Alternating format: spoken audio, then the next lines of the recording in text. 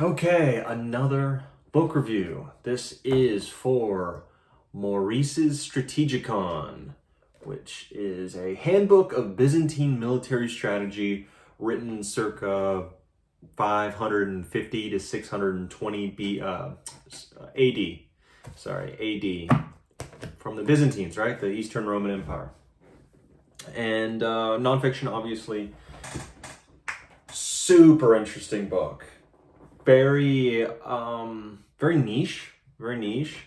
It is as best described by multiple people, probably, because it's such low-hanging fruit, but it is the art of war, like Sun Tzu's Art of War, just more technical, more specific.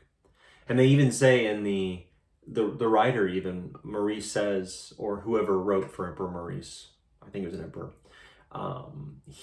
the beginning said, hey, our armies, we've forgotten how to do the little things, how to do the basic things. The people we have, and this is them, we have a surplus of lofty military ideas and how to do things, but we don't know how to actually set up our nitty-gritty things to get there. And that's what this is for. This is a handbook that is supposed to be given to military leaders of the time, generals, so strategoi, any officers really who are in that position. As I understand, I'm not a Byzantine or any kind of military historian, right? However, it is interesting, and that's what it said. Now, I think it's very helpful. They do have like pictures in here. It's very little sometimes, but sometimes they look like this, right? Where those are battle formations, and each of these symbols correspond to heavy infantry, light infantry, cavalry, the leader of the tagma, whoever, like let's say the sergeant or the colonel is. They also have others like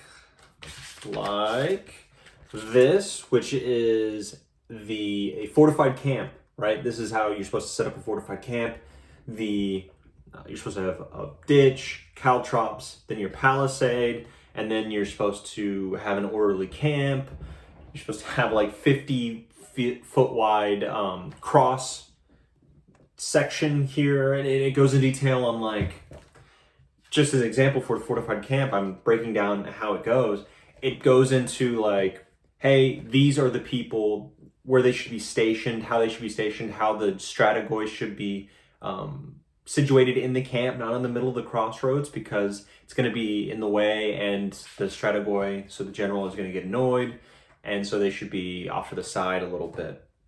And then who is in charge of the gates, all of this, where to set up the camp, how interesting stuff like this, where I'm like, oh, okay, cool. A lot of this stuff, before I do that, a lot of this stuff is common sense if, for instance, you play any kind of war games, right? Like a Total War really helps, especially for formations, how to use cavalry, the hammer and anvil use, which you have the infantry in the middle, which is the anvil, and then you use your cavalry as flankers to be the hammer on the flanks of the opponents, right, to crush them and send them routing. There's a whole lot more than that, but that is kind of the basics, the starting point you should be at. And most people who played the kind of games on that have an idea. So a lot of that is common sense, sort of, for a lot of us. If you don't have that, then it might not be. But other stuff are not common sense. Like, for instance, with this fortified camp, you want to set yourself up where there's water. That's common sense. Okay, if it's some kind of raging stream or river or something, put it outside of the camp so that you can put it between you and the enemy. If it is a stream, have it running through the camp. However, don't let your horses be watered above the camp, where the water's flowing down to your camp, because the constant trampling of the horse's hooves are going to muddy the water and contaminate the water as it goes down, right? So you need to do it opposite. And then there's things like that all through it, which are super interesting, very interesting. It's not a big book. Like it's 170 pages basically of just really interesting things. You find out, I went on a tangent on the fortified camp, but that's just to give you an idea of just like, hey, this is how like they break down literally everything. As I explained, like the Maurice or whoever wrote it really wanted it so that the general had no excuse on why they were screwed up in this scenario. The armament of their troops, the training, the drilling of their troops, and which formations and how the formations are set up in the drills and in battle, how the drilling affects battle and the formations, the baggage train, how to protect the baggage train, siegecraft, how if you are besieging a city, the basics of how you actually besiege that city well. If you're defending in a siege, how you best defend yourself and your walls. It's very, very useful information for a medieval general, right? A medieval strategoi, especially in the Byzantine era, the Byzantine Empire. And why I think this is way better than The Art of War is why it was written, because it's very technical. And it's so much more useful because of that, for that purpose. And it is incredibly interesting. Like for me, I have always wanted to write, and I have been writing.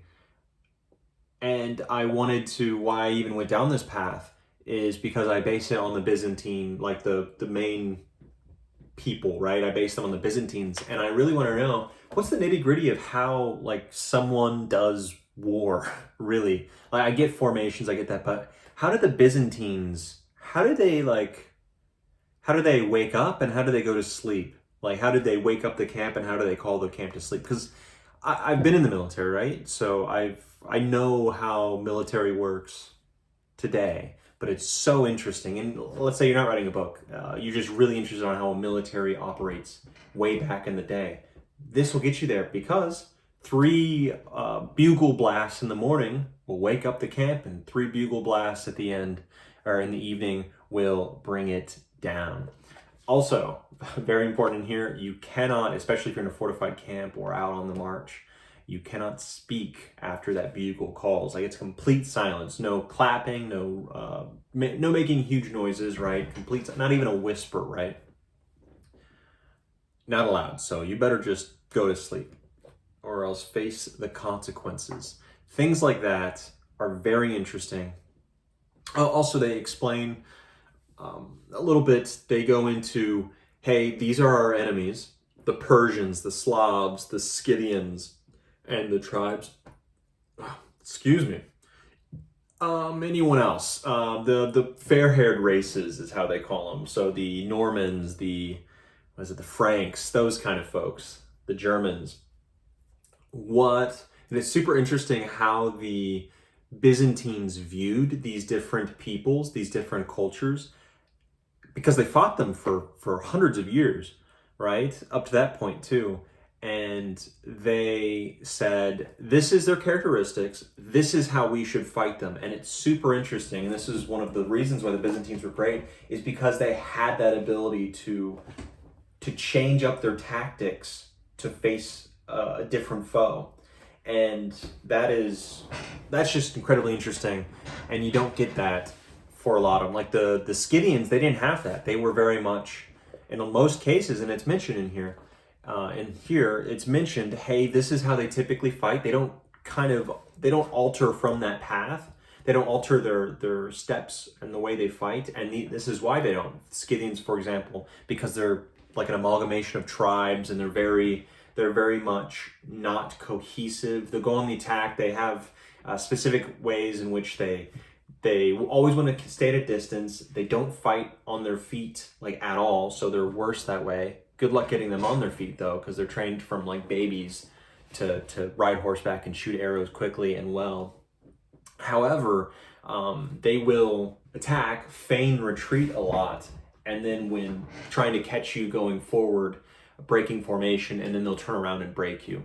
That is well known that that's a problem, and the Scythians are always doing that, and that's written down as well. Just a lot of really interesting things. The Byzantines changed their military, they changed their tactics, they changed their gear, they changed a lot of things and they took those things from their adversaries, like really useful things that they had been beaten by or tricked by their adversaries. They took those things, incorporated them into their tactics, right? And you can see them a lot in here, and then they use them against foes on the other side of the empire who have no idea about the Scythians, right? The Normans of when they first came, they have no idea how to fight the Scythians, so the Byzantines just use the Scythian tactics against the Franks or the Normans to destroy them, right? And it's just so interesting how they just grab things and change their military so that it is both, at the end of it, Western and Eastern, especially this time. When you go further on in the Byzantine Empire, when you get further towards like 1100, like towards the Crusades and 1100s, 1200s, you get a lot more Western influence and they start looking more like a Western military. But I think that in the 500s, 600s, so around here, this is when they're the most interesting to me. This is when they're the most interesting when it comes to just being unique, being incredible. Yes, they're very unique afterwards, but this is the most unique, and you'll see a lot of that in this book. So much that in this book. It can be dry, but it's very fast. It's very, very fast. Sections are short, right? They don't have a lot to say about some things, and it can be very straightforward a lot of times. So don't be afraid of it. It's small. It's a good read. If you have any interest in battles, in tactics, in how a medieval army does formations, any of that, in the Byzantines, go ahead, pick up this book. It's free on the internet, honestly. You can find it for free on the internet, but I wanted it in a small package like this because I know I'm going to reference this a lot. Anywho, give it a shot. Give it a read. Again, it's online for free, so just go check it out. And have yourself a good time, because I sure did with this. It again is dry a lot of times, so I'm not giving it like a, what is my rating? I can't give it like a 10 out of 10, because there are holes in some places that I feel like definitely siegecraft. I wish there was more information on the siegecraft and how to besiege a city and how to defend. That's a big thing that I think there's a hole in there. However, I know with Leo's Tacticon, I think, which comes like 500, 400 years later, he expands on it a lot. So they definitely is better in that one, as I remember. But with this one, because of that missing some holes here and there, especially on the siege portion, I'm giving it like an 8.5 out of 10. 8.5 out of 10. Give it a shot. Give it a go. Next one.